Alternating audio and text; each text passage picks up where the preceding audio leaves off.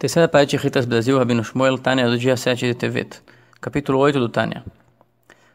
O capítulo anterior ensinou que um alimento permitido, quando usado mal, ele fica provisoriamente repercutindo maldade ou superficialismo na pessoa. Mas depois a pessoa tem a liberdade total de resgatá-lo imediatamente quando mudar seu estado de espírito. E a energia daquele alimento, por exemplo, vai reforçar o lado bom. Tudo de acordo com a pessoa, sua mente, controlar seus instintos. E com isso vem o controle também sobre os alimentos kasher que ele tinha consumido antes. E alimentos não kasher são chamados assur. Assur quer dizer preso. Estão presos na mão do superficialismo, da mão do secundarismo, da insistência de dar valor à criatura em si, desconsiderando o fato dela existir apenas para servir o seu Criador, desconsiderando o próprio Criador.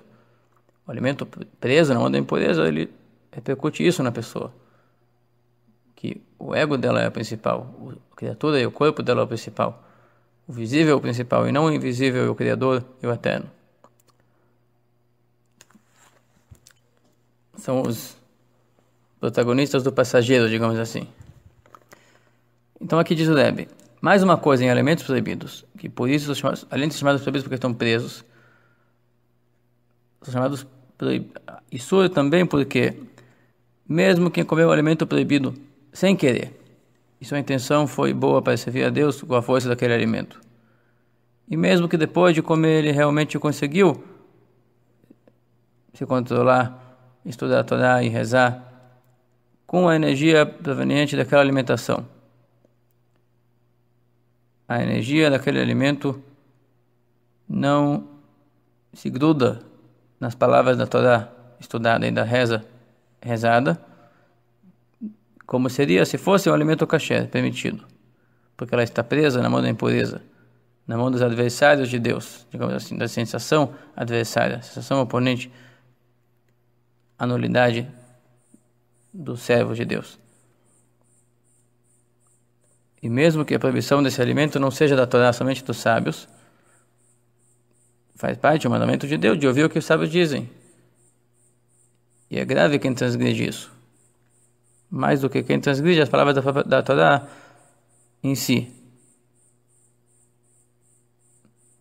Ele está incorrendo em seleção, está selecionando isso aqui sim, isso aqui não, está se colocando acima da Torá quando ele seleciona entre a mitzvah de ouvir os sábios e as demais mitzvot.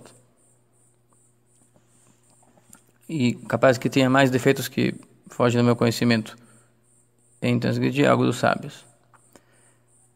De qualquer maneira, quem come um alimento proibido, aquela energia não sobe, não se gruda nas coisas boas que a pessoa faz com aquela energia.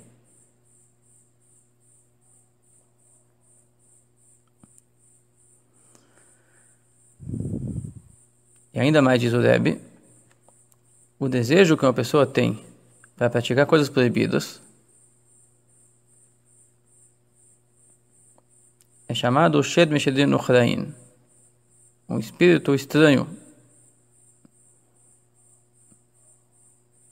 semelhante ao mau instinto das nações idólatras, que quando praticam idolatria, suas almas são totalmente adversárias da santidade, uma revolta geral. Então o desejo de fazer uma coisa totalmente proibida vem da mesma fonte da idolatria. É a mesma coisa. É aquelas coisas que estão indo contra Deus. Seja contra o próprio fato dele ser o Criador e de nós devemos tudo a Ele. Seja no fato de, em um detalhe, querer não fazer de acordo com como Ele ordena. Afinal de contas, se Ele é o Rei e tudo devemos a Ele, então tudo tem que ser feito de acordo com sua vontade. Em qualquer mudança é uma revolta. Ainda mais que Ele é onipresente e onisciente. E estamos na frente dele. Então qualquer coisa de desobediência é na frente do próprio rei fazer contrário à sua vontade. Porém, o instinto que nos empurra ao materialismo das coisas permitidas, a força de desejar coisas permitidas de maneira animalesca, que também é algo negativo. Mas não se trata de coisas permitidas. Ele vai ser um judeu religioso, praticar todas as leis e todas as abstinências, mas sua cabeça vai estar no aspecto animalesco da coisa. Ele não vai fazer aquilo como serviço a Deus. Vai consumir o gostoso porque é gostoso, não porque é saudável, que dá força para rezar e estudar. Vai dormir por causa que está com preguiça, digamos. Vai dormir mais do que necessário. São exemplos, e assim nas demais condutas. Esse instinto que impele a pessoa para usar a matéria para o prazer fisiológico e animalesco é chamado Shed Mishadin Yehudain. É um mau espírito judeu, no sentido de ele ter abertura para voltar para a santidade.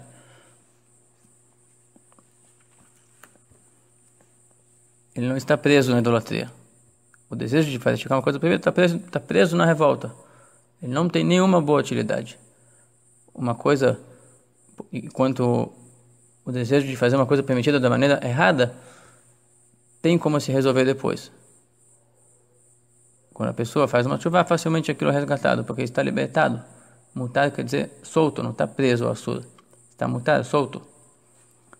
Porém, antes de aquilo voltar a se incorporar, antes que a pessoa se incorpore com ações sagradas, com estado de espírito de nulidade diante do Criador, aquela energia está agindo contra o desejo do Criador. O Criador não deseja que o homem seja animalesco e superficial. Então, enquanto a pessoa não age de acordo com essa vontade de Deus, a energia que ele consome de alimentos, etc., está agindo contra, está engrossando sua percepção. E mesmo depois dele se arrepender, fica um resquício grudado no corpo, porque de todo alimento que consumimos, logo aquilo se transforma em parte de nosso sangue, de nossa carne. E por isso o corpo precisa de rebuta kev, é justo o que falamos no Yom de hoje.